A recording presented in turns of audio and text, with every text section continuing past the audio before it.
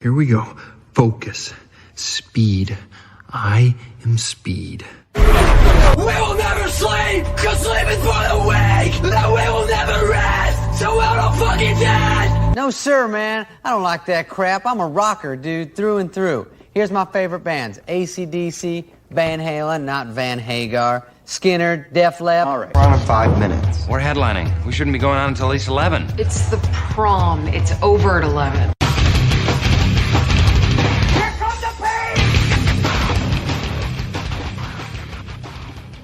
Hey guys, what the heck is going on? My name is Sam Cox, and this is the IMG podcast. Thank you guys so much for tuning in today.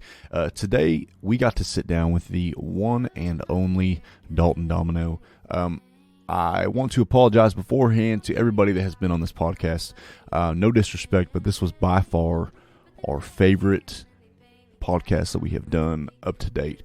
This one was about as real as it gets. And I am joined today by the one and only Elisa Compton. I know that she does not need a introduction anymore on this, but if you guys don't know who Elisa is, or if this is your first episode listening to the podcast, Elisa is not only one of my best friends, but she is also the manager for a band that I am in called Ragland, and she is also the tour manager for Sunny Sweeney. So getting Elisa and myself and Dalton on a podcast for almost 2 hours and getting down to some really, really in-depth conversations on what is important in the music industry. This one gets really, really good, guys. Dalton is a really interesting guy. Not only has he lived pretty much everywhere in the country, but he's been working in the music business for a very long time. As a singer-songwriter, he's toured pretty much everywhere. He's now working with the music group called Honcho Music Group, and I really, really like the way that Dalton works with his artists and the respect that he has for his artists. Sometimes whenever you're working in the industry, day in and day out, week in and week out, year after year, sometimes all the time it gets very tiring, and you kind of wonder if there's any people left in this industry that aren't shady and that are actually just genuinely good people. The answer is yes, and his name is Dalton Domino. So I would highly take note to everything that Dalton is saying on this podcast. I could not be more serious about being behind every single little thing that he says in this. So a little bit of background. Raglan has been a band since about 2016 or so. And it really kind of took us, 4 or 5 years to figure out what the fuck we were doing. Getting down to doing things the quote-unquote the right way. It took us about, 4 or 5 years to do that. We technically didn't really start doing it the right way until, I'd say, maybe a couple of years ago or so. Dalton can tell you everything it took us to learn in about 4 or 5 years. He can tell you that in less than 2 hours. So make sure you guys are paying very, very close attention. Everything that he said, I'm like, yep, been there, did that. You are 100% right. So go back and listen to this podcast after you get done with it. And then whenever you finish it again, go back and listen to it again and again. Get out a pen and paper because you're going to want to listen to everything that Dalton has to say. So strap in because this one is kind of lengthy, but is worth every single second of it. It's a very good podcast. We talk about everything from Dalton's background. We talk about touring. We talk about streaming. We talk about the right and the wrong ways to do stuff. We talk about people in this industry. We talk about women in this music industry, and we get pretty in depth on that too. And then we also go on a very, very almost hour-long tangent about how you're not going to get shit done for yourself or for anybody that you're working with until you start respecting yourself as an artist. And so anyway, let's get into it, guys. Is it Marmouth? Marmouth? Is that what the brand is? They have it's like these kit guitars, and it has like a metal ass name. Yeah. Sounds like Monomarth or something. I don't know. Yeah, it sounds like a Game of Thrones bad guy. Or like that's our wall of stuff we don't really play. We got a bunch of other crap in the garage, but now it's for looks. We never. Now, where are you from? Right now we live in Pryor, Oklahoma, but that's mine and Autumn's hometown. But we spent most of our music career up until a few months ago in Tahlequah, if you know where that's at. So absolutely, Oklahoma. Yeah, the home place of Dwayne's. Yeah, exactly. Yeah, we were at Dwayne's on Monday. I'm not going to say the home of Turnpike. That's I'm trying to make it like to where they're like right down here from Tahlequah, and like Dwayne's stuff here. Dwayne's is cool, man. It's kind of like it's you know, what's funny is back in the day, you'd get stabbed in Dwayne's. They had like a stabbing like once a year. Fever dream. Yeah. And nowadays, you know, since 2019, some new people took it over, and it's kind of starting to become like, you know, up there with like, you know, Mags or like Blue Light. I don't know, maybe on the Oklahoma side of stuff, it's starting to become like a place where like the people play. You know what I mean? Awesome. In Tahlequah. So, you know, but I don't know. We try to keep as much like original music in there and stuff, and they got a pretty not I don't know, knowledgeable person like talent buying up there. You know, they won't just book like 9-to-1 cover bands like they used to and stuff. So it's kind of becoming that sure. place. Yeah. So, but there's a kid that lives up there, Blaine Bailey. Big that guy. Yeah, he's a freak of nature, man. He's not even 21 yet. We invited him to the show on Monday, and he was like, "I'm not 21. I can't." I'm like, "How are you not 21, dude?" That's crazy. We played Medicine Stone one year, and I was like in the crowd, and I don't know if I was still drinking or not at the time. Time is starting to get blurred together just because of getting older. I remember I was sitting in the crowd, I was watching something, I think it was like Boland or something, and this kid goes, "Hey, are you Dalton?" I was like, "Yeah." Like, "I'm Blaine." I was like, "Awesome, you're Blaine Bailey. I saw you on because I doom scroll just on socials. Right. Like I am every boomer's definition of a millennial. Like if I live without my cell phone, I'll fucking die. Like, it's just not. Wait, hey, first off, is this thing going to radio? Because if not, I'll stop cussing. This is strictly just on the internet. Okay. Yeah, you can say whatever you want, bro. I'll fucking die, you know. And I don't know why I said that. What was I talking about? Talking about doom scroll. I do the same thing. I have to keep up to date with what's going on. Like, yeah, for sure. And like, I live on social media, and like, I don't post too much anymore, but I still read and like. So I pay attention to stuff. So I knew who Blaine was. And I was like, "Dude, you're really great. How old are you?" And I was expecting him to say like 20. He's like, 21. I was like, "No, you're not." No, you're not. He's like, "No, I'm 20." I was like, "He's a freak of nature, bro." Yeah. But then he finally like, "I'm 15. I've been drinking. Please don't tell anybody." It's like, Jesus Christ. Yeah. Yeah. No, I talked to him the other day, and he's like, "I can't come. I'm not even 21 yet." I was like, "Bro, you have a kid and like you're married. Like, what do you?" And you've been playing a fake ID. Yeah. Well, yeah. So, yeah, he'll be if you're. Yeah, I don't know if you've seen Blaine drinking in your bar and you're listening to this. No, he's 21. He's 21. Yeah, he wasn't drinking. Wait, so what you said sounded like Sonny Sweeney. Is that what you meant? Oh yeah, Sonny Sweeney. Yeah. So Harley, right? That plays guitar for him was in one of my favorite bands of all time, Making Grayson. And he hears that quite a bit. Dude, it was absolutely like a dude band. Like like, I am their primo demographic of like, "Hey bro, I like your band," you know? And I finally clicked with me at Mile Zero one day. It's like, "Hey, were you in a band in Dallas?" He goes, Yeah. It's like, are you talking about 2 weeks ago? Yeah, 2 weeks ago. He said, he said just like dawned on me that was him. I was like, "Dude, I fucking loved your band so much." We used to cover Cracks. I have to look. Making Grayson. This is new news to me. I didn't know Harley was in. Which I knew Harley played music before Sonny, obviously, but I just didn't know like he was in like a band, like a Making Grayson. Yeah, it was.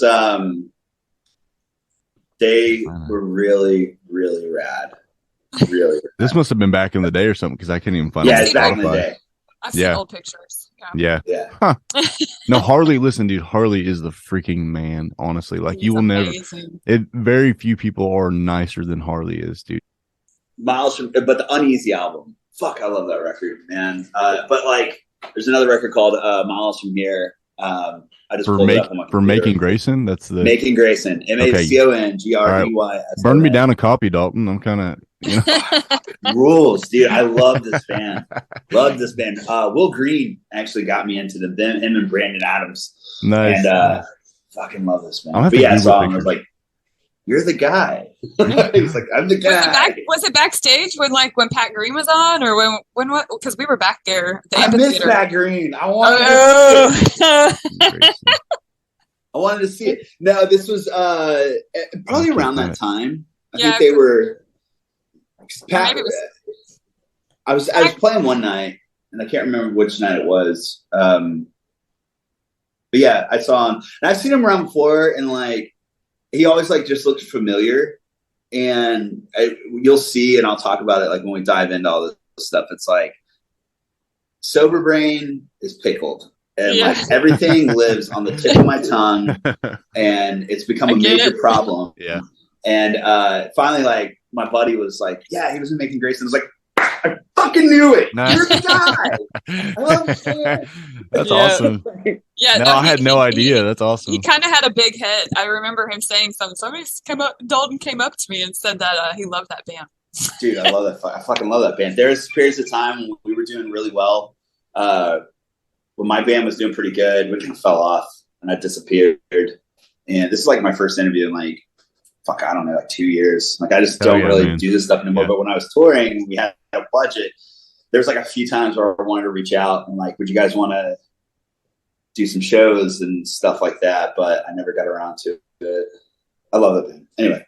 A lot of people that listen to this podcast, a lot of them are up and coming musicians. Cool. A lot of people that are just in the business that starting from the beginning. Yeah, kind of like trying to figure out what to do with what, and so a lot of this is going to be mainly business. Like, hey, so what do you think about this? What's working for you on this? And you know some of the background and stuff. But yeah, we'll try to skip past this part as quick as we can. But background. So Elisa said you're from Memphis. I had no idea that you were. I'm from Memphis, Tennessee. That's crazy. Yeah, I did a little investigation. I'm sorry. Yeah, oh, it's all good. She's the stalker. I'm the stalker. Fly by the seat of my pants, guy. So yeah. I was born in Memphis, Tennessee. My mom was a beauty queen, and my dad was, into sports and gambling and all that stuff. And their marriage, well, they weren't really married. I was a fun little accident. And then, so yeah, my dad, his name's Keith Domino. My mom's name is Jill, and I was born in Memphis. So my mom and dad, they were together, but they kind of split. So that led me to mom met my stepdad, Bill, who is Bill is such a bad bitch. Like, I love Bill. He's ride or die. He's always been the dad that that's I got two dads. You know what I mean? I got two dads and I got two moms. But Bill is always the person that he would stand in the front row with the iPad and just block everybody's fucking view when I was playing. So that way you got everything on footage, But so saying that, we left Memphis when I was 12, 13. And we moved to Biloxi briefly, then Las Vegas. And then Las Vegas was from 7th grade to 9th grade. And that was kind of my formidable years with, what shaped me into a person. And then we moved to Dallas, Texas, and I grew up and graduated high school in Dallas. And then when I was 18, I moved out to Lubbock, and I started a band. Got out of school, started a band, and so I always say this. I was graduated high school and raised in Dallas, but my hometown is always Lubbock. I was born in Memphis. I got three little hometowns. So yeah, are you still living in Lubbock now? Are you calling us from No, Lubbock? I live in College Station. Oh, nice. Okay, wow, I didn't know that. Awesome. Yeah. Live in College Station. So, obviously most people probably know Dalton as the artist. And obviously, I do too. That's how, I found out about you a few years ago. But the Honcho thing, that really kind of intrigued me because, kind of did the same thing where it's just like, you have this business side of your brain and you're just kind of like, I'm not just an artist. Like I also like business management and, music business and that kind of stuff. And it really seems like you guys are doing really well. But kind of curious on what all you do with Honcho and like how this whole thing got started. And were you just kind of like, man, I really just kind of want to step back from playing for a little while, or at least a little bit, or not as much? How did this whole entire thing kind of come about? So it was really kind of intriguing. Sure, man. Yeah. So Very loaded questions. yeah, it's going to be kind of long-winded. Are you ready? Yep, give it to I'll me. the whole spiel.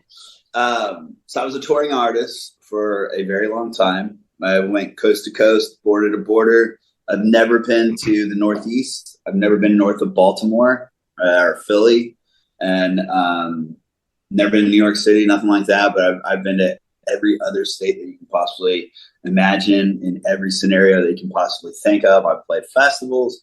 I've done all this. I've met heroes. I've written songs that have been played at the Opry that I've never gotten to #1 on Billboard, but I've gotten 3 in Texas. And as a songwriter, never made it like that as an artist.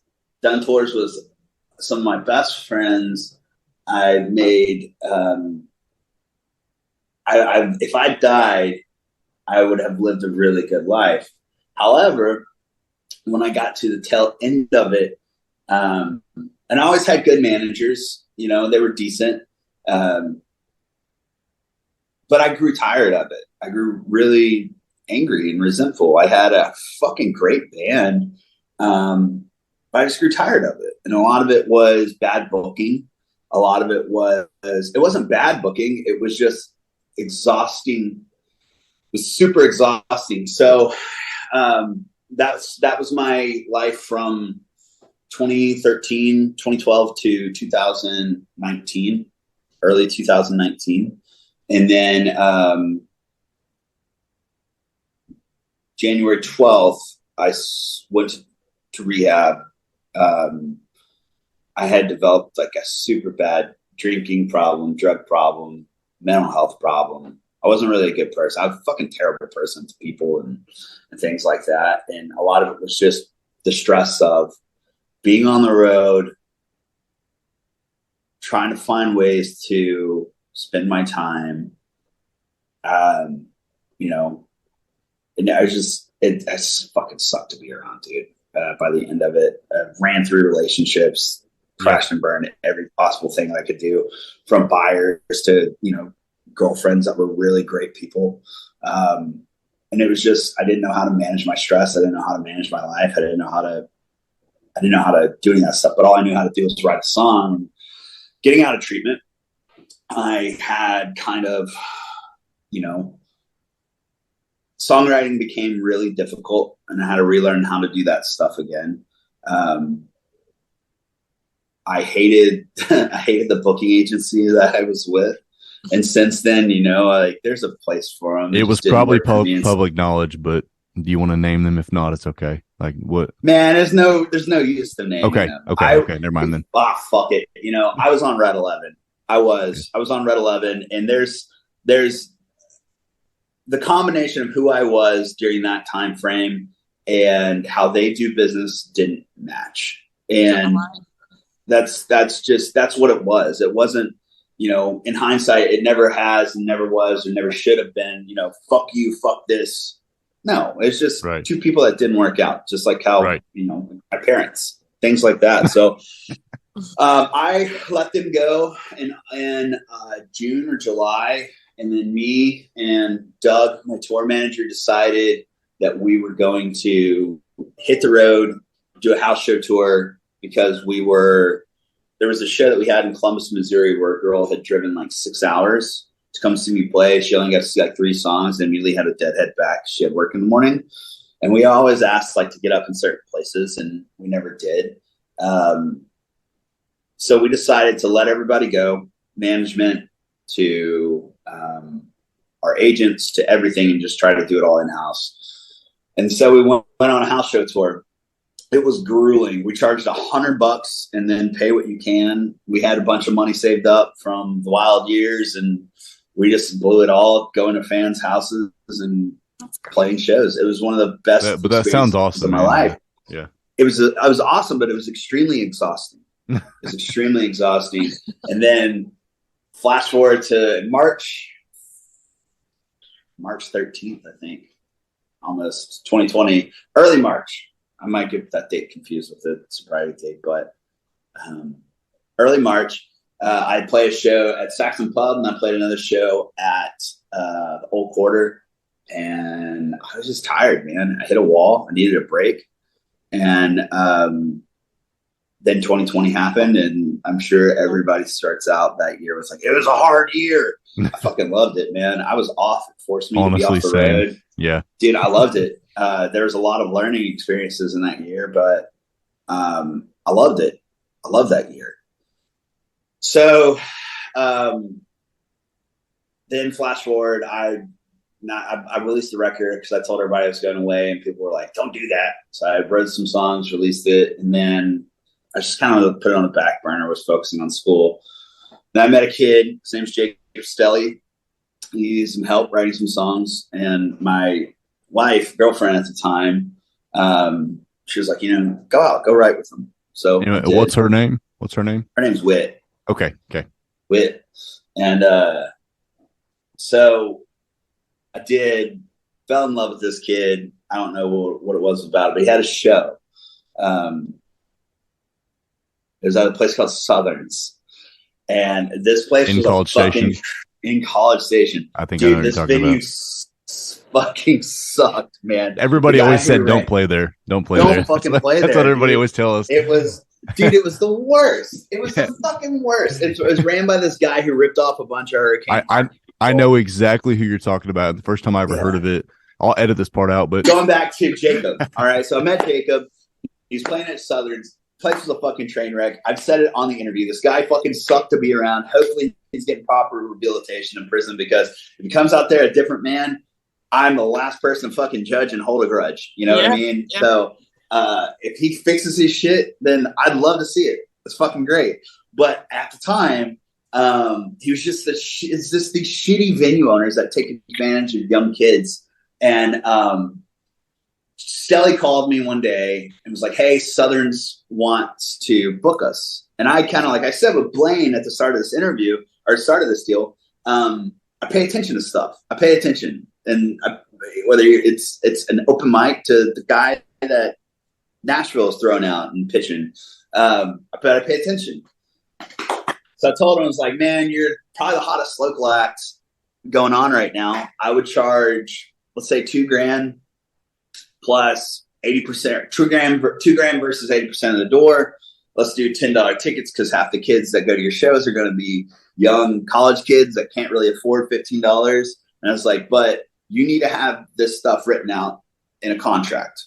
And so I gave him some of my old writers, stage plots, my old contracts and things like that. And I kind of put it together in a little file, and I was like, all right, what do you want to call the thing? He's like, I was like, we got to get you a fake manager. It's like, I'm not going to put my name on this, man. And so I don't want the guy being weird and stuff like that towards you. Plus, that way you know who has your best interest in mind, which always needs to be you, So he did, and he's like, I'm going to name my manager Philip Lynch. Let's call it Honcho Music. So Jacob came up with Honcho. That's badass. Jacob came up with the name. Very cool. Jacob came up with the name. Yeah. And this is like, let's do Mike Honcho as the manager. I was like, no, that sounds like a porn star, bro. It is off of Group, what is that? What movie is that? Talladega Nights? Or was it oh yeah, it was. That's fucking awesome, bro. Mike Honcho, James C. Riley. Anyway, so he did it. We signed the contract, and it was funny when he brought I was telling him everything to say to the guy. It was all like, there's nothing crazy. It was, we're going to have our own support. These are the ticket pricings. This is the deal. You got to provide production. It was all like the bare basics that you need to put on a show that the venue should provide. And he came back to Jacob, and he was like, your manager doesn't know shit what he's talking about. Yada, yada, yada. I need to manage you, this, that. And we were just laughing about it because it was Jacob the whole time talking to the guy. And so anyway, he signs the contract, and sure shit, man, I told Jacob, I was like, this show's going to sell out because we're still doing COVID caps. And I was like, you'll probably get maybe 300 people in there. And he did. Sold it out. And I was like, all right, this is also what's going to happen. When you get to the venue, you need to have somebody go in and double check every 20 minutes what the ticket count is, make sure everything is ran perfectly fine. And he was telling us that he was charging $10 in advance, $12 a day of. And sure enough, at the end of it, he only gave us $2,000 and some funny money kept going the on. rest. Yeah. And he said he was charging $7 because he didn't think it was going to sell out. And we were like, dude, it was going to sell out. We told you it was going to sell out. But then Stella and I talked a little bit more after the show. He got it paid and it was great. Check cleared. Thank God, because that venue got notorious for those checks not clearing. And Lisa knows all about that. I know all about it. Dude, as soon as a fucking check clears, it's a big red X. We give them like a day and a half, and then it's like, sorry, man. And then we get on the horn to like all of our buddies that are playing. They're like, hey, be careful. Ask for your money up front. Anyway, so that started Honcho Music Group. Then I met another guy named Slade Coulter through an old buddy of mine named Casey, and we all started working together a little bit more. Casey from the Golden Light? Casey Steven. Okay. Casey Steven. So he was Wade's tour manager for a long time. And he knew Slade and was related to Slade somehow, and I still can't figure that out. And so we started working together. And through that, we met Jordan Nix, Parker Ryan, Chris Canterbury was an old writing buddy of mine from Nashville for years. We met Cat Hasty. We all started like shortly before that Southern show. We had a songwriting group text going on to kind of keep us busy in quarantine. And there was Cat, Stelly Slade, Jordan Nix, Parker Ryan, Canyon Bryce, Gracie York, Holly Beth was in there. There's a really cool little concoction of people. But what kind of helped us get legitimate was the blow up of Cat.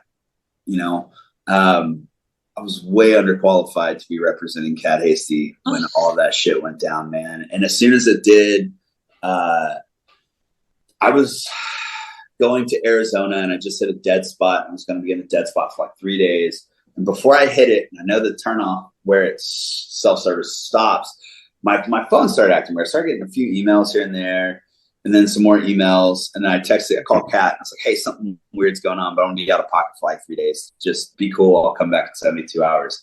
72 hours passed. I get out, and my phone is just blown up with emails for Kat.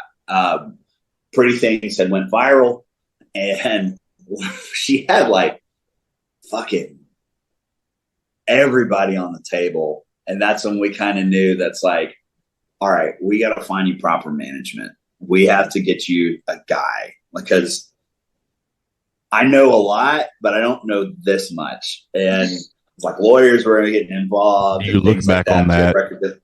Do you look back on that and you're just like, do you look back on that and you're like, I wish I would have just stuck with it for a little bit? Or are you glad that you made the decision at the time? Okay. Just curious. Yeah. And I'll talk about that too. Fuck no. If you can't manage an artist, get the fuck out of the way. If you're not doing a proper job for the artist, that song and that artist comes first. If you don't have what it takes, get the fuck out of the way. And if you believe in that person, then you want to see that person at the top, not so you can have ulterior motives and get whatever that you can get out of it. That's what makes a shitty manager. That's what makes a shitty agent. That's what makes a shitty label. I feel like at the time you just didn't have whether it be the knowledge or the connections to capitalize on her. No, I didn't. Okay, cool. Well, we always say manager should be a verb, right? If that's a word, it's a verb. Mm-hmm. Yeah, I'm managing a business, and promoting an artist. And if the opportunity comes out to where there's something better on the table, those people are going to take that deal. We'll find if you did your job right, and this sounds shitty. That doesn't sound shitty. This is just my philosophy on things. If you did your job right and you treated people how they should have been treated, there might be room on the table to make money in that flip. There might be money in that. So there might be experiences that you can take out of that relationship that you built. But fuck no. If you're not qualified, it's okay to say I'm not qualified. Let's go find somebody who can. Because if you keep that artist back, you're a piece of shit. Yeah. That's how I feel. Anyway, so that's led to this. So we got Cat plugged in with a company called Space Kernel. Yes. A guy named Adam Barnes, who's really fucking great at his job. Manages Shooter, the Moon Pies, Yeah, bowling, Yeah. fucking great, and they're kicking ass and taking names now, Right. man. We got her plugged in with WME. Got her a great lawyer. I made sure that we started with the agent and the lawyer first, and then we found the money guy, and then we found the manager. So that way, because at the time I didn't know Adam. I didn't know if he was a sleazeball or not, and Kat was my homie. So I wanted to make sure that we at least had her protected legally before we started talking about this thing. So we started out with the lawyer. Then we started out with the agent because I knew the agent fairly well, Henry. And then he introduced us to the lawyer that we needed to get. Yeah, Glasscock. Yeah. And so those were two things that were immovable for Kat. As long as she had those two things, she was going to be fine. Because they fucking knew everybody, man. And so, right. Yeah, I feel like that's if an artist is starting out of like building a team, I feel like keeping them out of trouble and keeping them on the road, I feel like is like the two main things that you would need more than anything. Like the other stuff will come, but I feel like an agent and somebody that, a lawyer or something, I feel like those would be like the two necessities, I feel like, more than anything. Maybe dude, a lawyer is so important, dude. A lawyer is so important. An agent's just as good. But you have to have you don't have to have a lawyer if you can't afford it, but anything that you have to fucking sign, go get a lawyer, man. Go get a lawyer. Right. If you're worried about something, go get a lawyer. If you're worried about this, go get a lawyer. It's just, lawyers aren't a bad thing. Yeah. So that's what kind of legitimized us as managers. It was a fun time. It was a very fast time. And I absolutely think we made the right decision there. Yeah, go ahead. They shouldn't be held behind because I don't know what to do. Fuck no. Yeah. It seemed like things had happened quick because I knew of you. I think I didn't find out about you probably till like 17, 18, probably 18 or 19. And then all of a sudden, because I'm like you, I'm always scrolling and I'm always like looking at, every, 45 days, I'm always like inquiring about support slots for Raglan on different things. And I kept seeing like Honcho show up like on all of them. I'm like, who is it? And then I did a little bit of research. I was like, oh, Dalton's. I was like, that's cool. And I was like, I don't know when that happened. And then I started following you guys. And all of a sudden Slade and Jacob were playing like Green Hall and Floors and shit. Like, I'm like, what is going on right now? This is awesome, man. And so, but that makes sense, man. It seemed like it happened all relatively fast, but with 15 plus years or whatever of back knowledge, it kind of seemed like it happened at the right definitely, I guess summed up in a sentence is Honcho Music Group is a place. It is a management company. It is an artist development company, but it's a place that people can come to if they have any questions, comments, concerns, or anything like that. I've learned everything I've known up to this point has all been hindsight knowledge of trial and error. I can tell you like, well, I did this and it didn't really work. It might work for you, but if I could go back in time, this is what I would have done. I would have been patient. I would have tried this. I would have done this song instead of this song. If these are the goals that you want, type of thing. So it's a place where people can come to, I guess, I don't know, say find an answer for something. Cause it's not like an answer that I have, because if I don't have the answer, I can play, what is the game? 6 Degrees of Kevin Bacon till we find the right answer. You know what I mean? Or like, if you're looking for this, then I'll exploit a book, right? A little contact book to make sure that this is the right answer. And it's a little network of artists, songwriters, managers, tour managers, producers, people that I've absolutely have loved and admire over the years through my career that I trust, right. And if they don't know the answer, then we have a working relationship enough to where they can go find an answer for us and we can give the answer to the young artist. Right. It's definitely built around young bands that are just starting out and artists that need, that have plateaued and just trying to figure out where to go from here. Yeah. You had a quote on your, website. I don't know if it's still on there. Last time I looked, but it was like for artists. For artists by artists. Okay, yeah, for artists by artists. I think it's cool because you think artists by artists, man. We're it's. I love that. We need a non-artist in here to keep our shit together. So like it rules, but like there's some times where it gets fucking cluttered because at the end of the day we're still artists. I mean, I think that's a plus. I mean, I think that's a plus sometimes. Yeah, for sure. Yeah, no, it's good. I think that you guys have had so much success in the last, we'll call it 2 or 3 years, right? Ish. Yeah, it's been years. Yeah, due to the fact that you guys have had so much experience beforehand. You know, I always say like you already kind of know all the bullshit to avoid. It's more of what not to do than what to do. Am I wrong? That's exactly what it is. That's all it is. But that crowd and the consumer is still going to be different than what it was back then. Right. You know, it all revolves around one thing, which is a really good song.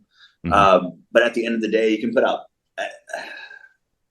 you know, it's the same video games, but you know where all the shit that's going to help you lies. Exactly. Yeah. But the bad guys are still going to be completely different. The obstacles are still going to be different. But they're still like, you know where this Medi pack is. You know where this, I don't know, stim pack is. Like I imagine it's kind of like you know, you have all these connections going into it. So it's like imagine just getting star power for like the first few levels and you're just kind of like running through it and you're like, you know, I don't know, maybe that's a bad analogy, but I was just kind of like, you know, you already know a lot of the people that, you know, you needed to know to plug in, you know, Jacob and sure. You know, and there's a lot of people too that you don't need to fuck with, you know, it's like, true. These people aren't worth your time if you pay attention to them. And there's valid reason why there's not worth your time. I don't believe in like, how do I say this? The people you don't fuck with aren't like the little guys at all. Like I fuck a lot with, how do you say, I fuck a lot? Jesus Christ. I work a lot. I work a lot with the little guys. And by little guys, I've always been that person all the way to the, I don't mesh well with the people at the top of the food chain. I like the little people. And by little people, I mean, if you catch me at a venue or something like that, I'm hanging out with the crew guys. I'm hanging out with the guys loading in the amps. I'm not on the fucking bus. I'm not hanging out with the lead singers or things like that. Right. I like meeting the crew guys. I like meeting the bartenders. I like meeting the ticket buyers. I like sitting down people at the table at the front row. And by little guys, I don't mean that as disrespect. I'm just talking about like the title of it. Because they always have people have bosses and bosses. Oh no, yeah, we live in a world. Bosses. We live in that type of world of everybody's got a spot on the totem pole. For sure. You know, so that's just society. You know, a lot of this is hindsight and people to work with and people not to work with. And it's not about working with, don't worry about the little people or the big people. It's the people who, it's just toxic bullshit that just doesn't matter. That just run in circles. It's just, don't fuck with them. You know, like don't waste your time and energy on shit like that. And that's half the battle of a young band starting out. It's those first 2 years of getting constantly stuck in the mud, constantly getting stuck in the dating period with a booking agent, just fucking around with the bad talent buyer like in Fort Worth and stuff like that. Somebody, you know, it's knowing that. It's knowing going into there, it's like, these are the people you talk to, these are the people you don't talk to. Treat everybody nice, for sure. But don't worry about wasting your time on these people because these people aren't in it for the song. They're not in it for you. They're in it for themselves. Yeah. Right. So I mean, and I always think that too. Like the higher levels, they've lost reality. They're not in touch with reality.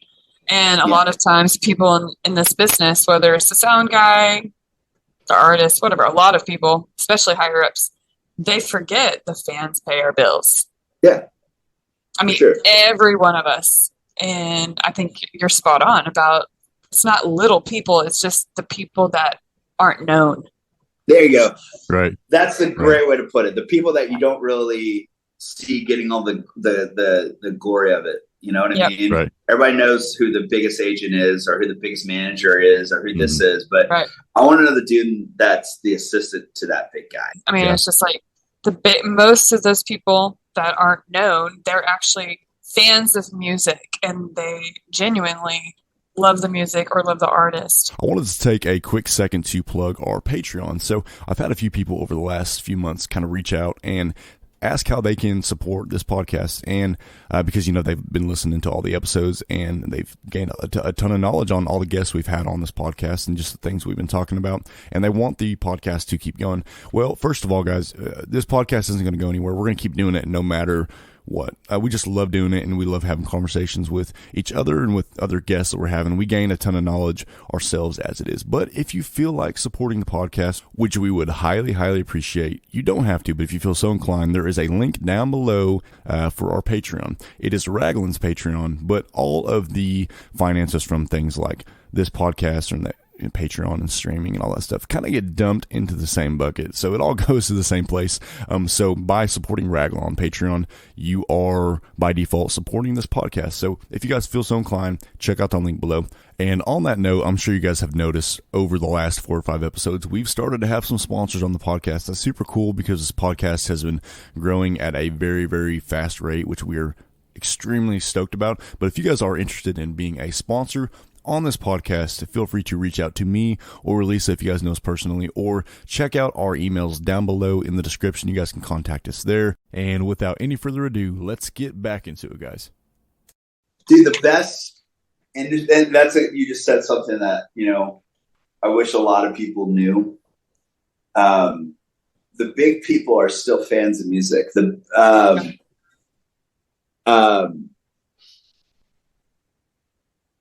The guy who runs my label, his name's Logan. He is a giant music fan. My agent that works with Slade and Stelly, he's the best, man. He's the fucking best. The guy's the best. And I know I can sit on a phone call with him and we can talk for 10 hours about shows and venues and the problems of the music business. Or we can sit in there and talk 10 hours about Mark Broussard, or Guy Clark, or things like that. Like same with I know we just mentioned him, Henry. It's like Henry is at the top of the food chain because Henry's really good at his job at WME, but it's also like, dude, he's a really big fan of music. Kernahan was one of the best managers that I know. He managed Wade for a really long time, needed a sabbatical, and he's one of the best managers I know because he was a fan of the song. Scott Gunter he manages, helps manage Cody Johnson, and he manages Randall King and all these people. And those guys are kicking fucking ass right now because at the end of the day, they are fans of a song. You know what I mean? They like money. Sure. Everybody likes money, but like they're a fan of the artist. They're a fan of these songs. They're a fan of good music. Some days I'm like, I do it for free. There's still days where I'm like, I still get to, I pinch myself. Like I seriously get to go to Key West. Yeah. Like, You're definitely doing it for free when we're opening. Yeah. Dude, that's the thing the fact that we get paid for this fucking rules, it's like, right. I and that's one thing with these young cats. It's like, they're putting their reps in right now. And just like, I don't know if you guys played sports in high school. I didn't, but I had to take a weightlifting class once, like junior year, and I fucking hated it. But just like putting in the reps, I'm tired. But that day too, it's like, all right, I can put in 2 more, and now I'm tired. It's like you got to constantly remind yourself: one, we're getting healthy, we're going to be stronger. It's just like get through this hump as a young band, because we do get to do this for a living. We get to do this for a living. So we're fucking rock stars. It's a blast. Yeah. It's great. So sorry. Yeah. No, you're good. I agree. I mean, I'm a fan first myself. Like, I mean, I still go to shows all the time. When I'm not on the road, if I'm not going to a show, I'm not feeling normal. Like, it's just, I'm a fan first myself. And so I get it. And I think people get away from that. They forget that money does control. And the importance of being somebody. Yeah. Dude, it's a good business. Even on its worst days, it's pretty good. So, Which, I mean, I think this can kind of lead to this is why I love you, Dalton. So like last summer, we were seriously, well, I think Autumn and Autumn had an acoustic show out in East Texas, and we were driving back, and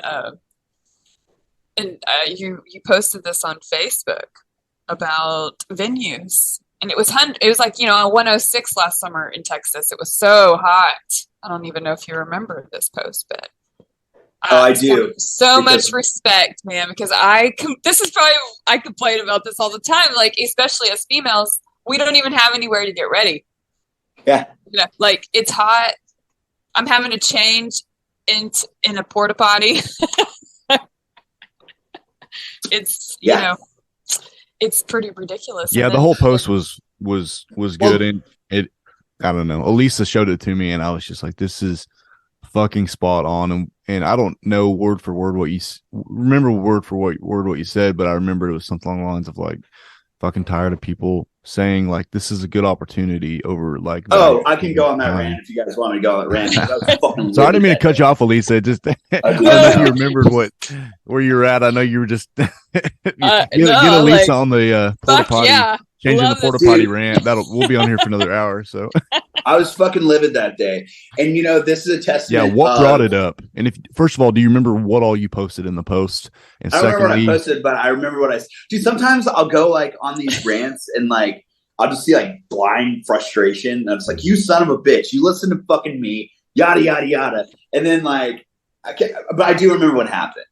But the end of the conversation was what mattered the fucking most to me. And I'm so sorry for cussing so much. oh no, you're fine. My artist, Jordan Nix, his shoes melted on stage. It was 106 degrees outside. He's a big guy. If he had a heat stroke and would have fucking died for $300, I'd have been pissed because the world deserves his music. I've been pissed that I lost a friend. I would have been pissed because of gross negligence. I would have been pissed off at so many things. And I know that there's better ways to communicate this other than angry, but that's just how I felt. I would have been fucking furious if this guy would have died. And then started thinking about like the few hottest stages I've played was there was Chef's Barbecue one time because the stage faces the sun. There was I had a heat stroke one time at a place next to the old Magnolia Motor Lounge in Fort Worth for 95.9 The Ranch deal. It was Bar? really bad. It wasn't. What's that? Capitol Bar? Is that what it was called? No, not Capitol Bar. It was next. I can't remember the name of it. It's next door to 2 stories. It has like a railing around it. It was outside. Yeah. It was that place. Yeah. Right. It's if right you're next looking to at Mags. Yeah. It's next right door. there. Yeah. But this is the part that sucks, and it's not going to get fixed unless we as artists, you as a manager, me as a manager, my agent as an agent, puts their foot down and tells people to fuck off. I agree. Okay? So it was hot. They played in 106-degree weather. His shoe melted on stage. There was no water to be found. There was no shade. It was unsafe. At the end of the day, it was unsafe. There's no opportunity that your booking agent can talk you into, your fucking shitty manager can talk you into, that another band can talk you into, where it's unsafe working conditions. This is why we have fucking unions in ironworks. This is why we have OSHA in a normal 9-to-5 job. Why the fuck can't we have that in music? You know what I mean? Bare necessities, water, and like a cooling. So close. That irritated me tremendously because they were getting paid like $400. Their name was it. That happened. But the part that I love the most about this, and this is the part for progress, is I called the buyer and I explained my frustrations, not in a motherfucking way, not like in a you know what I mean, like a mother way, yeah, like not in a fuck you way. You started nice. It was very.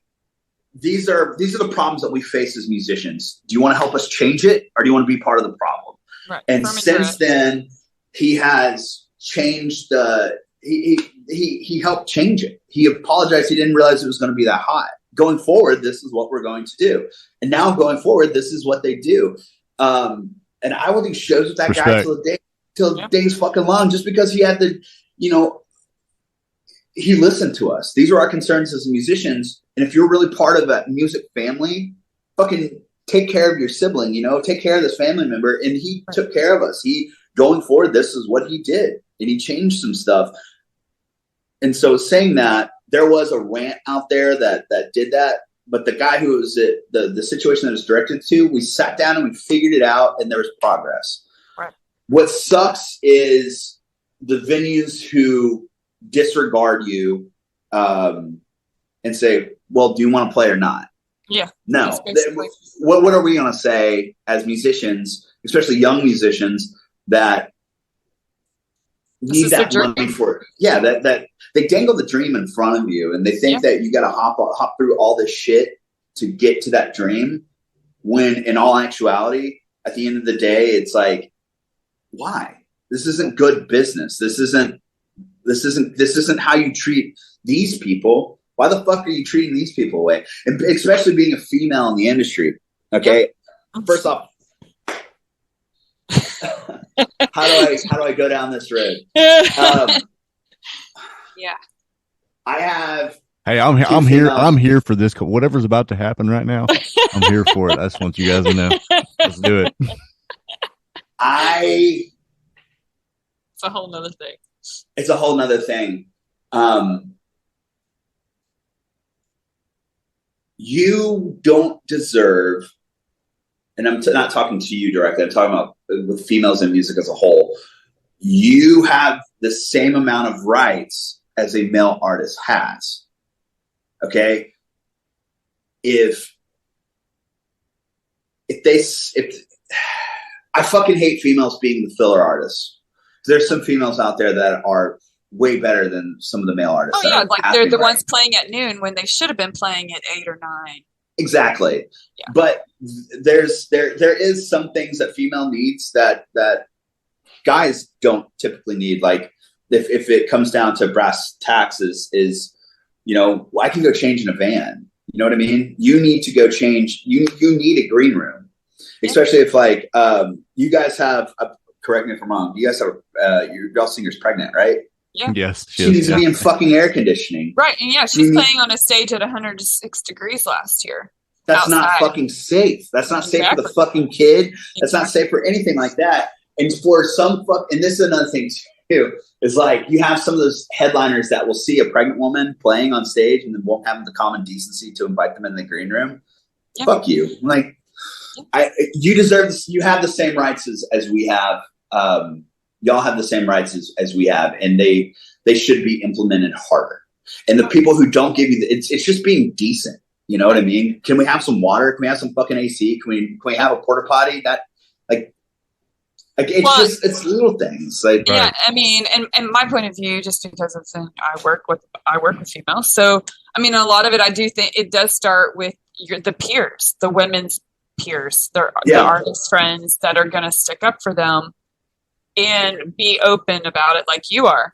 I mean, all the way from the venues, and also the artists. Talking about money, the artist needs to stop accepting those lowball gigs in those working conditions. It is. It takes strong management too to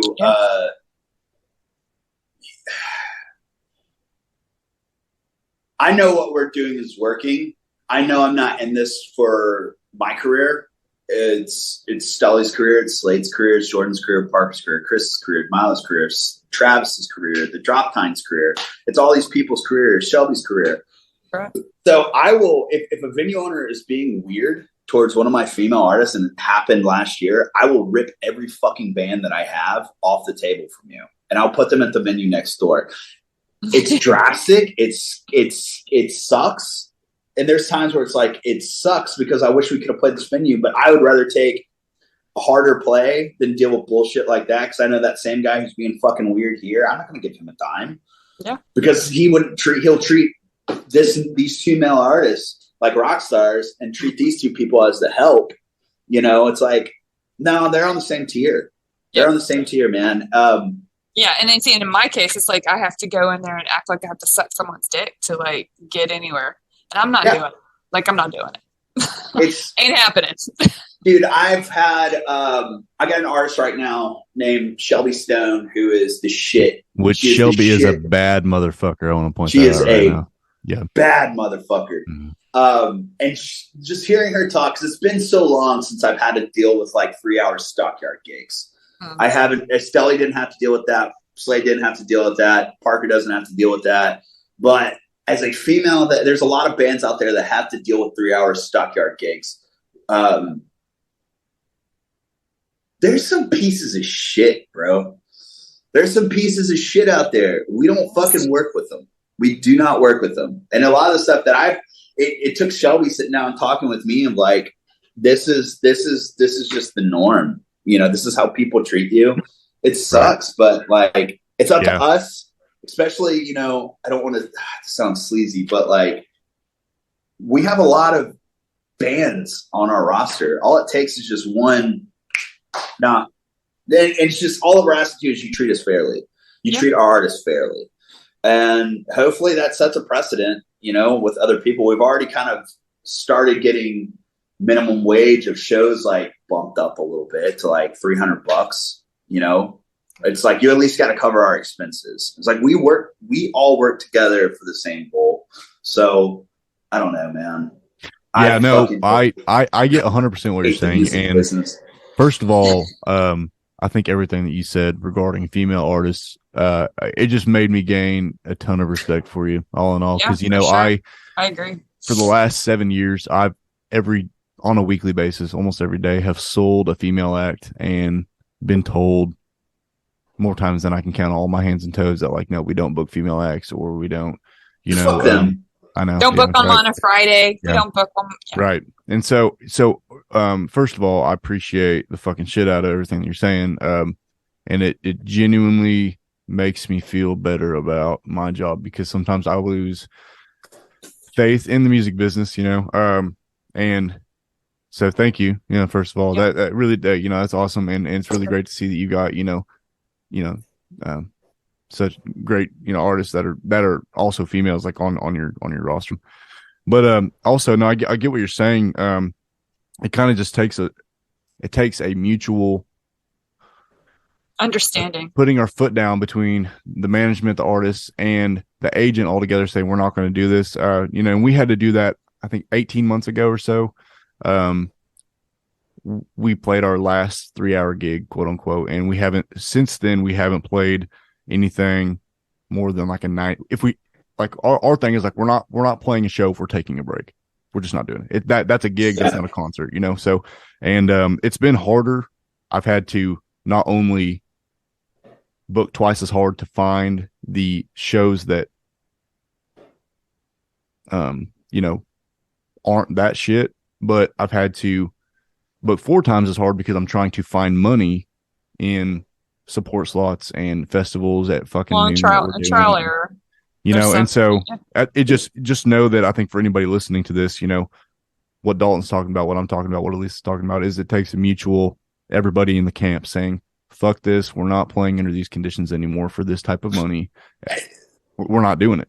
That's the thing. It's like pissed off. I hate the fucking music business. Honestly, that's why I started Honcho. Watch this motherfucker burn from the inside.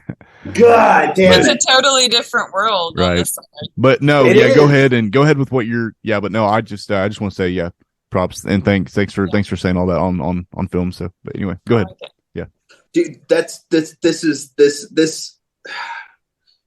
your booking agent isn't the fucking boss. Your manager isn't the fucking boss. The artist is the boss. Their artist will always be the boss. Small artists, big artists, we work for you.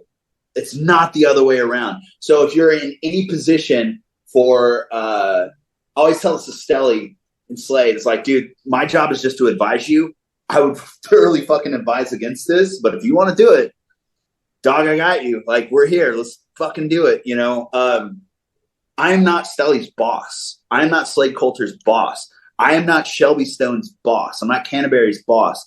I'm their advisor. I promote their music to do what they do, and I help run their business to make sure shit doesn't get fucked up.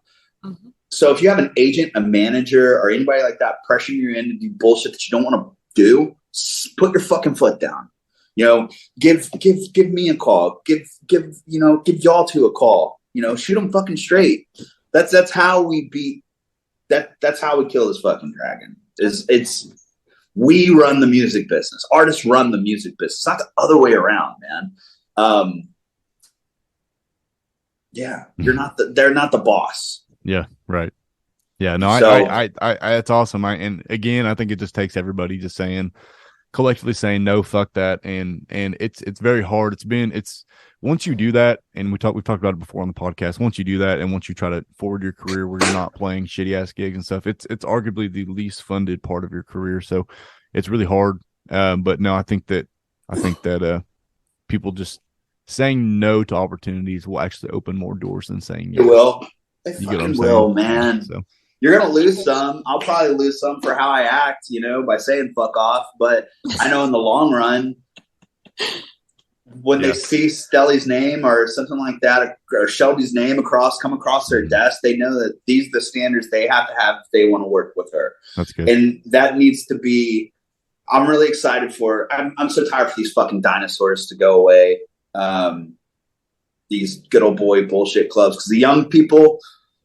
Dude, fucking speaking our language, bro. God, dude, get the fuck out of the way. That's how I feel. There's a lot of good old cats. There's a lot of good, there's a lot of good. Yeah. It's good to have. It's good to have it there as like a learning tool, or It's honestly good to have. It's good to have somebody there to compare the good and the bad, and I mean that in the in the nicest way possible. But let's. I kind of want to transition because I feel like that was really good. That was really fucking good. And listen, I could beat that fucking dead horse until we could do it for days. Yeah. Oh my god, we do it all the time. Okay, so I want to. I got a couple more questions about some business stuff on the social media kind of stuff, and touring, streaming, TikTok. So if you're here for all that shit, first of all, I want to tell you a funny story. So we were playing a show at the Blue Light this is probably 2 years ago and this goes back to the referral thing that I was talking about. We were playing a show with Brian and Gabe, and somebody wanted to open up the show. This is again 2 years ago, and this person that I didn't even know, and I was like, "Hey, Brian, somebody, what do you know who this is?" Oh God, I remember this. He said, I think I know, and I was just like, I don't know this guy, and then Brian's like, no, he's cool. But it was this kid that was like, "Hey man, let me play before you. I'm gonna sell some shirts and all this stuff." And I was like, "Brian, I don't think that this is a guy that Dalton's." Because Brian's like, "Yeah, Dalton gave me the thumbs up. He said he's cool." And I was like, "Brian, I don't think this is the guy." Anyway, 5 minutes later, Stelly walks in. I go, "I think this is the guy.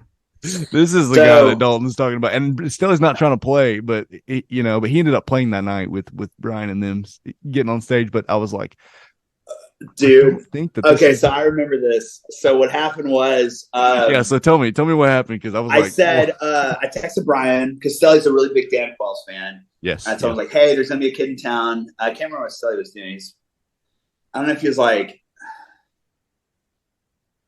playing somewhere. It's like a benefit or a private. Stelly was playing the next day, or had played the day before somewhere in town. JR brought him to the Blue Light, and but it was just ironic that some kid was randomly the same night that Stelly was there. Dude, he's cool. Okay. Some other kid was like, "Hey man, I want to play," and then Brian's like, "He's cool." I'm like, who is this kid? I don't even know. So I texted Brian. I was like, "Hey man, I want you to meet this kid. I really believe in him. He's fucking great. His name's Jacob Stelly. I've been working with him for a little while. He's a really big Dan Qualls fan, which he is." And I was like, "Cool, yeah, send him my number. Tell him to come up to sing the song." And Stelly was like freaking out.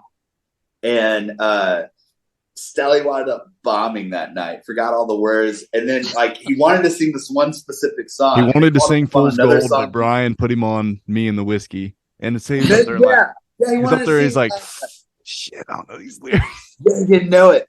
And dude, he called me. He was it was like somebody shot his dog. He's like, "I think I'm a failure." And that's the thing about Stelly too, is he is a perfectionist with everything he does. I have a lot of people. I've done a lot of shows. Stelly has the best band I've Stelly's band is the best. They're the best. You can't fucking compete with this band. They are better than you.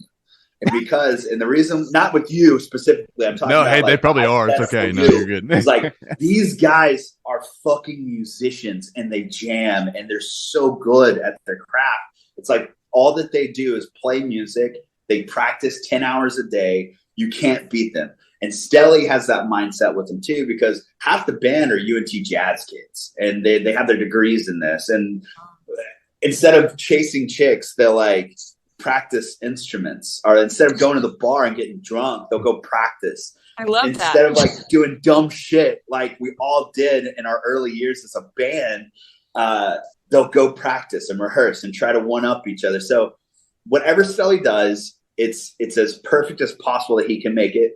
And that night was not perfect for him, and he beats himself up for it like super bad when something doesn't go perfectly. I saw him in the kitchen. Was pretty upset later that night, and you could tell he went from happy Stelly to sad Stelly later that night, because he was very just like, man, you know. And I got a call at 1 a.m. I think he was in the alley when he called you. My music career. Yeah, I think he was in the alley when he called you. He was on the phone when we were leaving. He looked very pissed off. Up my music career. I said it's done. I'm never gonna fucking get to play another show. It was like, Stelly, bro, chill out. No, that was just so funny that random kid, this other kid was just like, yeah, man, I just played an acoustic set or an open mic at Two Docks Brewing in Lubbock earlier that day. He's like, I know Parker, Parker. Everybody's like, I know Parker Morrow. Let me on stage. How the whole thing goes there. And they're like, let me on. And it was Raglan opening for, the damn Quails that night. And I was like, yeah, I don't want to be mean, but I don't think that this is the guy that Dalton's talking about. And Brian's like, nah, he's cool. Let him play. And I was like, are you sure, Brian? And then I'm glad we waited like a few minutes, because I told the kid, I was like, hold on, let me go talk to the management, and we talked to Brian. And then anyway, 5 minutes later, in comes JR with Stelly, and I'm like, this is the kid that I think that they're Stelly on stage tonight. I've seen Stelly bomb before, man, but like there was nothing, because he loves the damn Quails. Right, it's like one of his favorite bands, and he fucked up in front of him. Dude, he wasn't good for like a week straight after that. Yeah, no, it was Stelly though. He's the was best. such a funny night though. Like I don't know, it was just so ironic that just some random kid with a box of t-shirts and the guitar comes in through the front door, and he's like, hey man, can I open for you guys? Give me 30 minutes. I'm trying to sell some shirts. I just played an open mic in town. And Brian's like, he's good. I'm like, I don't know, bro. I don't know if this is the guy or not. But anyway, no, that was fun. That was my first encounter of Stelly. I knew of Stelly from just knowing of half the people I know. I only know of, how that goes. But and if something doesn't go perfectly, he'll take it out on him. Which really. Is he'll take it out on himself. A strength and a weakness. Yeah, you know what I mean. Can be a strength if you're, if you've got. It's good to be hard on yourself to an extent. Right. For sure. So let me. I want to pick your brain real quick, and then we'll hop on another one right after this. We'll give 5 minutes in between if y'all want to get some more coffee or whatever. I know I am, but let's talk about streaming for a second, because I know that you grew up, quote unquote, in the days of CDs and radio and all that stuff. And so going into streaming, I think the last time I looked, which was the other day when we booked this interview, I think Stelly and Slade are both around like 200K on Spotify, 200,000 monthly listeners or something like that, which is really cool. First of all, what's your thoughts on streaming, something like Spotify, and what are you guys doing in terms of releasing, and are you releasing music now in a way that you didn't at the beginning? For sure. Big loaded question. Yeah. I don't give a shit about monthly listeners. I don't care. I don't think that dictates how good a band is, and I don't think that dictates how many tickets that you actually sell. There's bands that I know that just constantly talk about, I got this, streaming that, but can't draw fucking 20 tickets in their hometown because they're all playlists that, Well, it's from playlists to marketing schemes to things like that. I'm not saying that they're illegitimate spins at all, because to answer your question summed up, I love Spotify. I love Apple Music. I love it when people buy records, but that era's gone. It's dead. It's one of the things where it's either we can bitch about it or find a solution and move forward. I think that you'll make way more money in streaming than you will on record sales. I think it's a larger dollar amount up front with record sales. Then versus 6 months from now, where all you see is 0.0038% for a spin. But I don't have a CD player in my car. And when I did have a CD player in my car, I know that there's one CD that I just blew through constantly. It was Jack's Mannequins, Everything in Trance. Fuck I love yeah, that dude. record. Hell It's one yeah. of my favorite records of all time. Mm-hmm.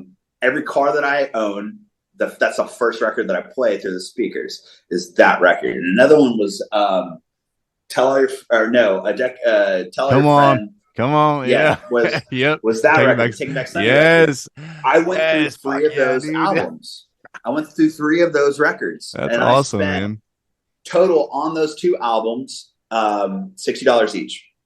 To let's say here, let's even say that they're $14 times 3 times 2.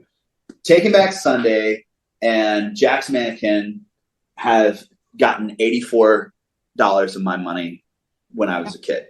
Okay, before streaming. I can't tell you how much that I've listened to the songs because I listen to those records on a daily basis.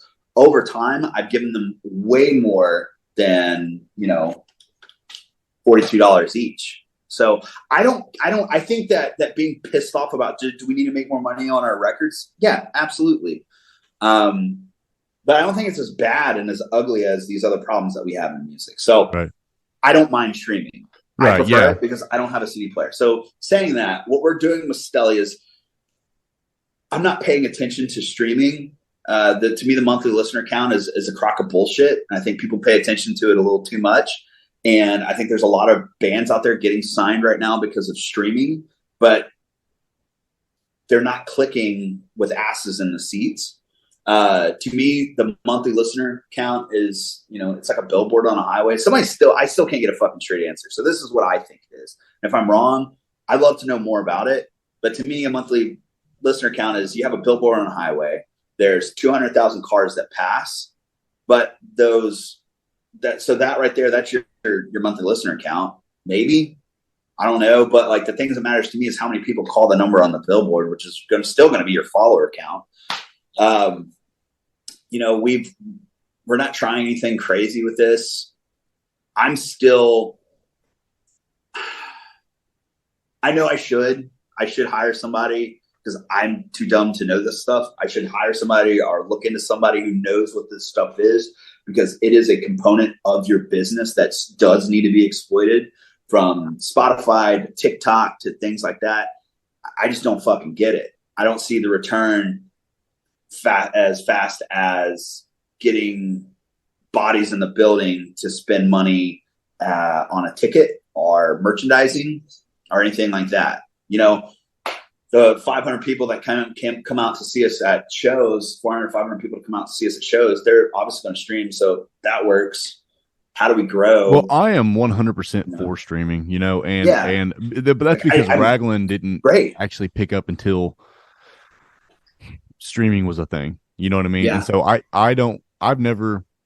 didn't have to convert from CD sales over to streaming. It still does blow my mind. And we talked about this on the last podcast, but it still does blow my mind that when CD Baby is like, here's this amount you made this week on streaming. I'm like, what the fuck? For real? I still make money off of streaming, and I've only printed 2 CDs. I printed 1806 and I printed Corners. I still have boxes of Corners left over because people stopped buying CDs. You know what I mean? But people still go stream the shit out of it. If you want to know how to support an artist, BJ Barham says it the best. Go buy a ticket. Go buy a T-shirt. Yeah. If you want to buy the record, and then go stream it. But for these young guys, that's a lot of money. Mm-hmm. You know what I mean? For a kid that's only operating at $100,000 to $150,000 a year consistently, that CDs, printing off CDs can go into a van payment or a gas payment. And I know that there's so many people out there that will say that this is a wrong way to think, but their age group doesn't buy records. So I'm not going to waste money into doing that. Yeah, I have to agree. It's usually the older groups. It's 30 and older. Well, and Elisa runs the merch table for Sonny and Raglan, so she gets to see the different demographics that, It's absolutely. It's our, and so it's our folks that are our parents' ages that buy records. Yeah. Which is great. It's typically, late 30s to 65 that are going to be buying CDs and records because that's what they're used to. What I've noticed too, and I don't know with Sonny's demographic what that is, but I've helped out a band that was, well, Roger Klein and the Peacemakers. We were helping. I was kind of talking to them a little bit and kind of looking at their demo and what it is. It's a bunch of people that are, let's say, 40 to 65 age demo that were super into rock and roll in the mid 90s to the early 2000s. They saw Napster. They hate Napster. They hate streaming services. They hate all that shit because they believe that it's like checking in right here. Yeah. They believe that it's like taking away from the artist, which to a point, it is. But they're one of the bands that have like, fuck, you can look up monthly listeners on Roger Klein right now. Yeah. It is under 10,000 monthly listeners. These guys will outdraw your band. Right. For sure. But it's because that they have a demographic that fucking hates the machine and they view Spotify as the machine. And but I was trying to say, like, I've transitioned to streaming, of course, and I love that I can be on Apple and I can create my own playlist now. Like I have control over what I can listen to. But at the end of the day, like my age group, I may not listen to, let's just say, Green Day.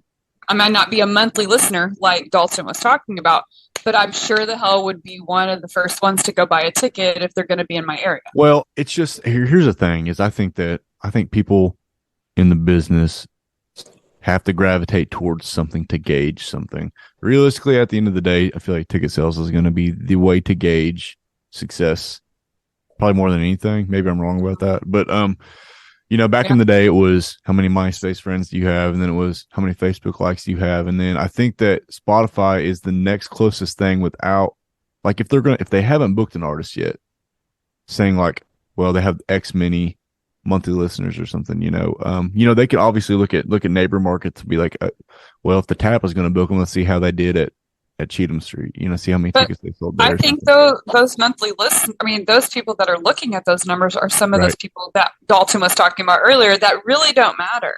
Well, yeah, it's just a bummer because even for Raglan, if they're going to go by those numbers, Raglan's always, for the last few years, has always flirted between 4,000 and 20,000 maybe, and that people always, I've been told multiple times, like we don't book bands unless they have like X amount of listeners and stuff, and I'm like, well, that sucks because I feel like we'd be able to actually draw some people in your market. And so, but, and I don't know. I think it's what people, they have to gravitate towards some kind of analytical gauge. I don't know. Maybe I'm wrong. What do you think, Dalton? What's your thoughts on that? I think that's just, I don't think if you have market data, then your Spotify account doesn't fucking matter. It doesn't. I totally get using it as a gauge. I'm just saying I think it might be a wrong gauge. It's definitely something. I agree. But it's not the popularity of a band. Right. Right. Slave culture can outdraw almost anybody that comes through Lubbock, Texas. People that have 10 times what he has. Right. So it's like, if that's the... Yeah. No, I know what you mean. Yeah. I love Spotify as a consumer. For my bands, I don't give a shit. It's always nice seeing these numbers take off and do this. Right. But at the end of the day, dude, it's asses in the seats.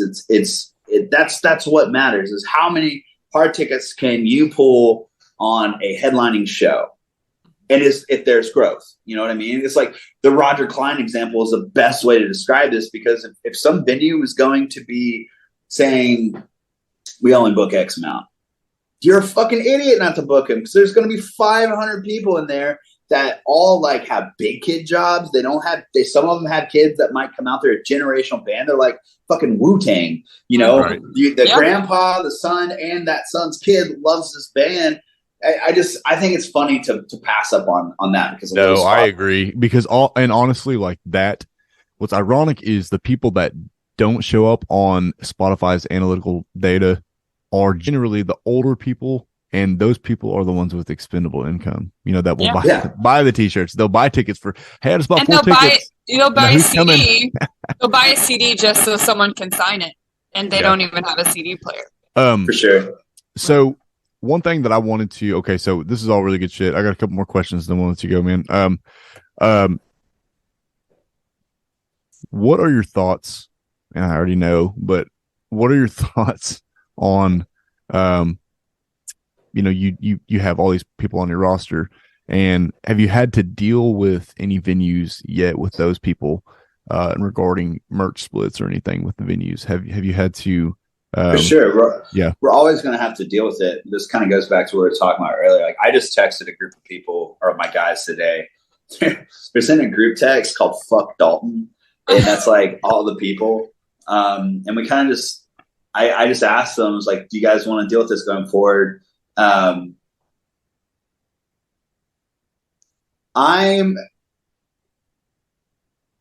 which I know. Hey, listen, if I ask anything that's going to get you in trouble, I don't give a fuck. Let me know. Okay.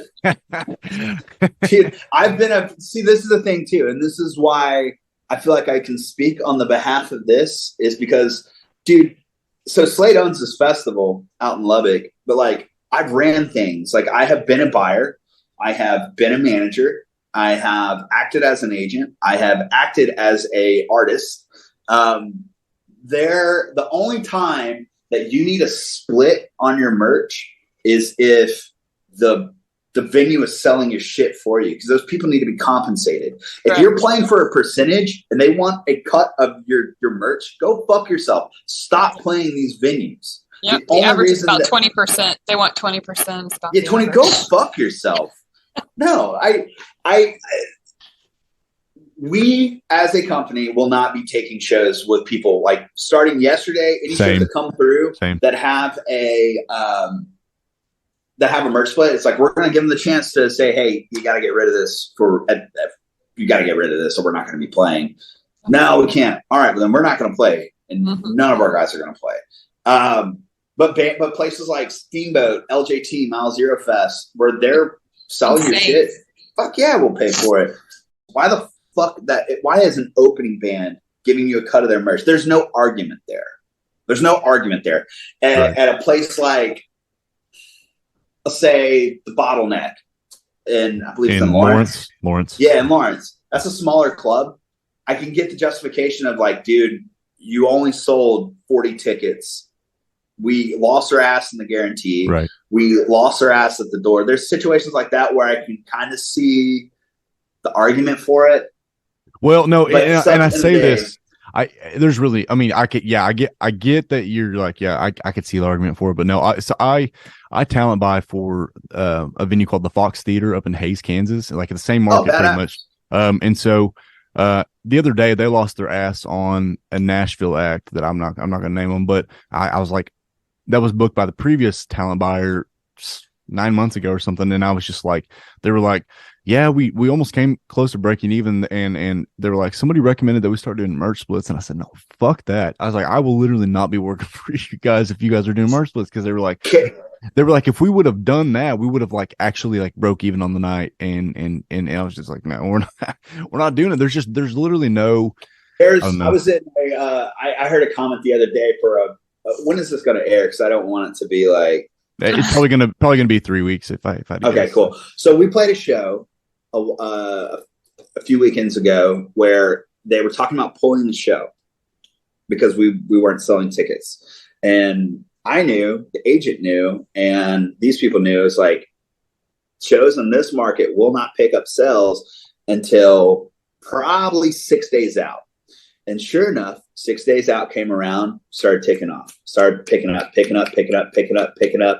they made a comment saying like, well, we're going to be having another conversation if these ticket sales don't do. It's like, we can have all the conversations you want. You're under contract. Yeah. But sure enough, we broke even. We didn't break even. We made money. The venue made money. Did you get into yeah, $1? That guarantee was covered because I knew that this is what was going to happen. So you got into the 80% of $1 after the guarantee. You got there. Is what you're saying? It was a flat. It was just a flat guarantee. Okay, gotcha. That was easy to cover. But he made a comment saying like, well, why don't we just need to take it out of the merch sales? Fuck you. Like that right there. It's like, nah, then let's do this. Let's go in a full pot show, and let's just, you take your 10% out of everything. We take our 10% out of everything. And, we can go meet in the middle of expenses or stuff like that. But if you're not selling it, it's not and it's not like a mom and pop place where it's like, why, dude, I don't know, man. Well, and it really just, it's fucking crooks. It makes you realize also what like people will do, like, and what's funny is like the 10-20% for a good night for a band, you're talking $1,000 to $5,000 in merch. You're talking like $500-600, $800. That's hotels and gas. I know. Well, also it's just like the venue is so worried about like merch split usually is a number that doesn't even have a comma in it. And everybody's fighting over this, and it's just like, this is fucking bullshit. You guys are fighting over like this, like, I don't know, man. It's not worth fighting. It's just don't play their fucking venue. Right. Yeah, I agree. Go play, because I promise you, there's going to be a venue across the street that is a room with a stage, and if you start giving them business, they will make money. They will be able to afford a PA. Go do business with them if they treat you right. If this venue fucking sucks business wise, don't fucking work for them. Right. Who gives a shit if everybody plays there? Get off your ass, go sell some tickets, go next door. Like that's just how I feel. Back to like, as a group, you have to stop allowing it to happen. Yeah, stop entertaining. This is a whole nother issue with merch sales. I mean, I can think of one right now, Sam, that you love. And I know they want 20%. The venue? Yes. Is it the one in Lubbock? Uh-huh. Oh yeah. No. Well, yeah. You know? I'll edit this part. And it's bullshit. Please take this out, by the way. You're sounding like you don't want me to edit this out, but I totally. No, you have to edit because now my name's. No, I will. I don't. Yeah. Cut the part out. This is a little Dalton novel. Oh. Okay, so let's get into the last segment of this, and I know this is kind of what people were kind of holding out for. So, Dalton's thoughts on, okay, let's say my name's Billy Bob, and I'm playing 3-hour gigs on 6th Street and at so-and-so Ice House and so-and-so tap room and whatever down at Stockyards from 6 to 9, 7 to 10, God forbid 9 to 1 every Friday and every Saturday. What is your advice for Billy Bob to take the next step into his career? Like, stop playing those shows. Okay. Stop playing those shows. Save up take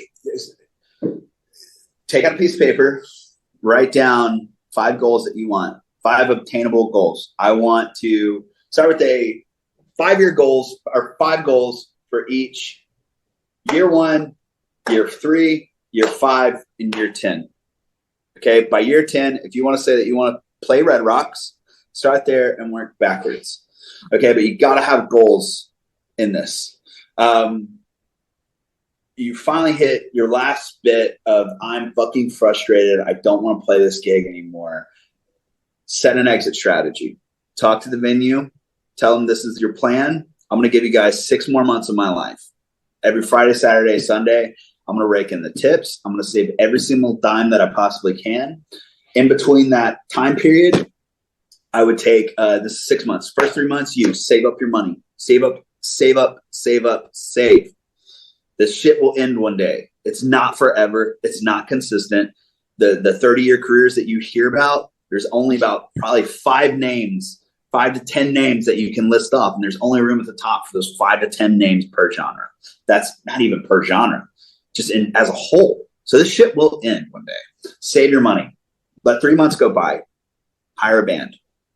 For those next 3 months, those 4-hour gigs, learn every fucking song that you can play. Tell them what your plan is, what you want to do, what your exit strategy is. Save your money still. See if they can work with you on a budget. If you're making $500 a night, work as a 3-piece. Give them $300 each. $100 goes into expenses. The other $100 goes into savings. Learn how to be a band that doesn't need in-ear systems, that doesn't need somebody there to constantly wipe your ass, that you know how to be a band without a safety net. Yeah. Be rock and roll roadhouse motherfuckers that know how to turn around an amp, bang it up against a wall and hear that slap back from that amp, how to play, what to do when a drunk gets on stage, what to do with a shitty buyer, what happens when your amp blows out. Use those 6 months, those 4-hour gigs for 6 months to learn every possible thing you can. And in between those 6 months, write every single day. Okay? Write. Some of your songs are going to suck. Some of your songs are going to be really well. They're going to be keepers. The song that sucks can go back into a song bank. and then you can apply them to rights that you find in the future. Don't get fucked up at shows. Take your shit seriously. Thank you. Take your shit seriously. You wouldn't, if you worked a job at fucking Sports Authority, you're not going to show up hammered and doing coke in the bathroom. So don't do it in music. Treat your business like it's your business. Okay. In between now and then, start reaching out to people. You can reach out to Elisa. You can reach out to Sam. You can reach out to Dalton, and you can ask them for advice. Hey, what do I do here? That gets your name inside on my paper. That gets your name on my page. That gets your name across your desk, her desk, everybody's desk. Check in with them every 3 months. They might need a support date in this area. Start tracking how many people are singing along to your songs. All right, throw in an original. Last hour, that last 4 hour set, all your songs, and you should try to be original. Know how to work a crowd, but use that time frame, that 4 hour time frame to save money and how to be an entertainer. Songwriting is badass, but it's 50-50. We still need to be able to attain people and entertain people. We do. Songwriters still need to be able to entertain, where that's making people captivated by your storytelling and your songwriting abilities, or going to like being Guy Clark, where you're it's you and another guitar player inside the old quarter, to selling out Dickies Arena with Ko Wetzel. Ko is an incredible songwriter. Ko is an incredible composer. Ko is also one of the greatest frontmen that has come out of Texas in the past 15 years. There's a reason why. It's like he focuses on that. Parker McCollum is the same way. I agree. Good songs, Love him. incredible live show. His band are rock and roll motherfuckers. It's got Will Knack in the band. You know what I mean? He's got Brady in the band. Like, all these people are just incredible musicians. So, but they're all seasoned veterans. Yeah. Focus on your shit. After that time frame, when you move into year 3, save up that money you saved up, put it as a down payment on an EP. Don't put all your eggs in one basket for a full-length record, because that full-length record might suck, man. Just go do 3 to 4 songs. I personally I've realized that working those 3 to 4 songs, like you release a song every 90 days to 60 days right now in this climate of music, that's all you need. We got Stelly and Slade to where they are prior to even getting a record out, just because we just worked singles, and we treated singles like, I hate this fucking word, but content. Yeah. But that's just how their demographic absorbs it. You know, they treat it like that. They want the next song. All right, here we go. This is the next song. Next song, next song, next song. You need to find somebody that believes in you. You got to have a yin to your yang. You got to have somebody that believes in you. That's good company. If your drummer's a fuck up, fire him. This is a business. If your drummer's a fuck up, fire them. If your bass player sucks, fire them. If he's just not good at playing bass, but he has, you got to take people for people aren't surface level things. They're complex things. If your bass player sucks at playing bass, all right, but you notice that he's really a good people person, he doesn't get fucked up at shows, he's not screwing you around, he might be a good merch guy. You know what I mean? He might be a good booking agent. He might be a great tour manager. So don't just discard people unless they're drunks, they're fucking your shit up, they're causing a bad business, they're causing you a bad name, because that's who I pay attention to. Is like, is this guy a shit show? Is this woman a shit show? Is it going to be problems? Because I don't want that shit around my guys, you know? Find you an agent that believes in what you're doing. If they take more than 10%, tell them to go fuck themselves. The industry standard is 10%. Make sure that they're constantly communicating with you. I'm on the phone with Stelly fucking 10 times a day. You know what I mean? And we're constantly talking 10 times a day. I'm on the phone with my colleague Carly 10 times a day. You know, just talking. We're constantly working. Tell Stelly you said hey. Tell Stelly. Well, he's in Conroe right now. But dude, the love that you have and the love that needs to be shown towards your craft with the people surrounding you needs to be unhealthy. It needs to be, not unhealthy is a bad word, but it just needs to be all that you do. It does these early days. It's consuming. It needs to consume you. Once you exit that 4-hour time block, you're going to become broke. You're going to become completely broke. You're going to start taking those 5-hour $500 gigs are starting to be $150 to $250 acoustic, opening up for a band that barely fucking draws. But you need to understand that losing your ass on shows like that, ticketed shows, real shows where you can play for 30 minutes of your own material is going to be worth more in the long run for those 5-hour gigs. It's going to make rent. We're not millionaires. We're musicians. We are known for sleeping on couches, sleeping in the van, eating cardboard pizza. Just that's a real thing. It's a rite of passage being a broke ass musician. But that switch comes when, you know, if you want to pursue this, switching over those ticketed shows. Everything that you're saying right now, which is funny.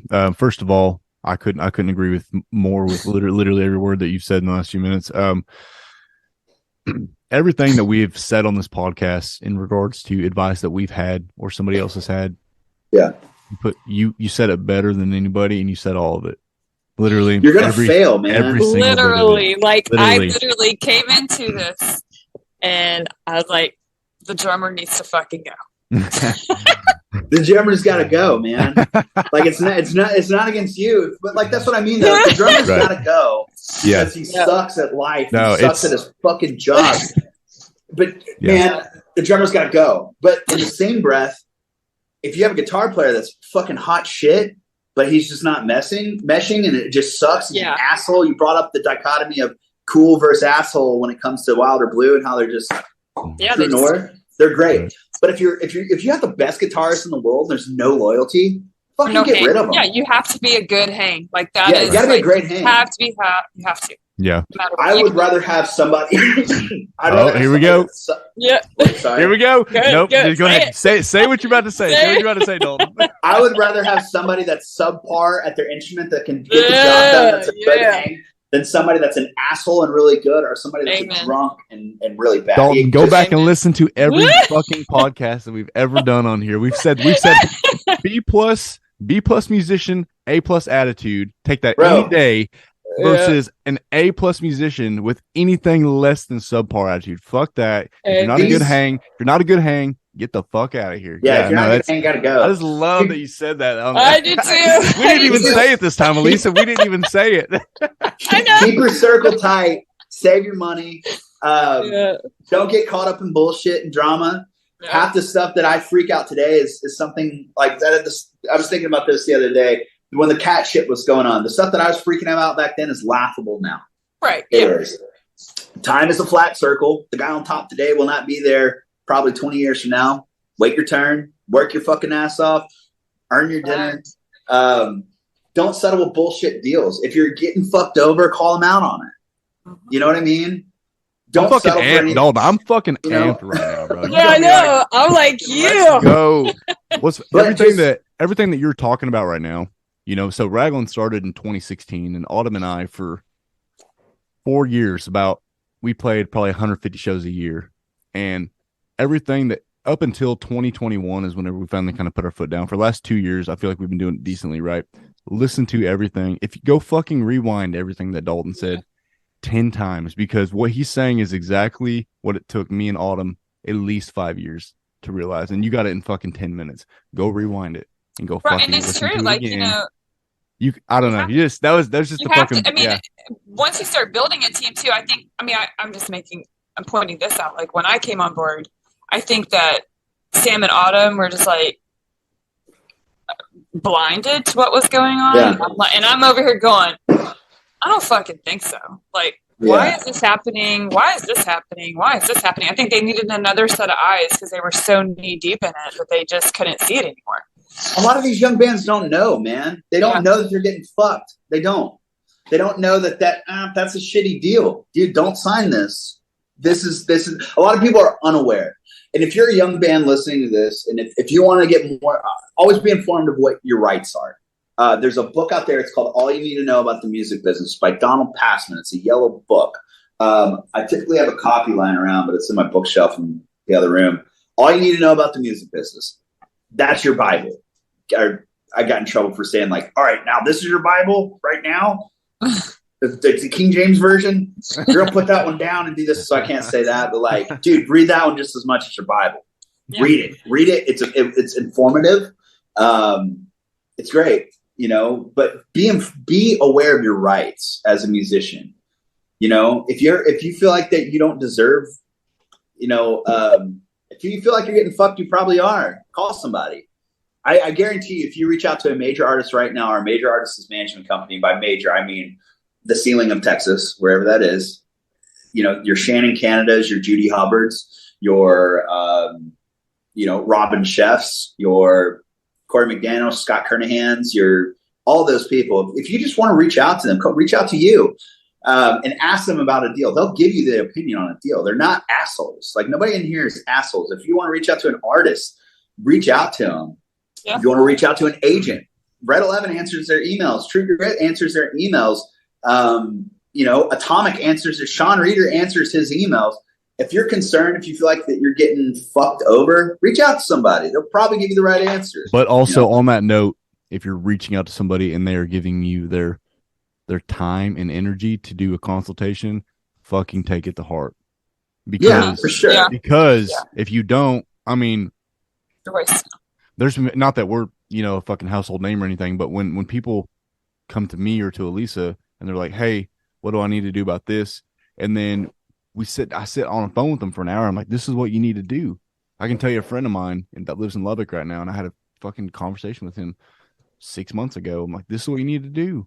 And then they don't do that, and you're just like, yeah, you gotta work, man. You're wasting your time. But anyway, all that to say, if you're reaching out to anybody that you trust their opinion, fucking listen to their opinion. Don't waste your time. Yeah.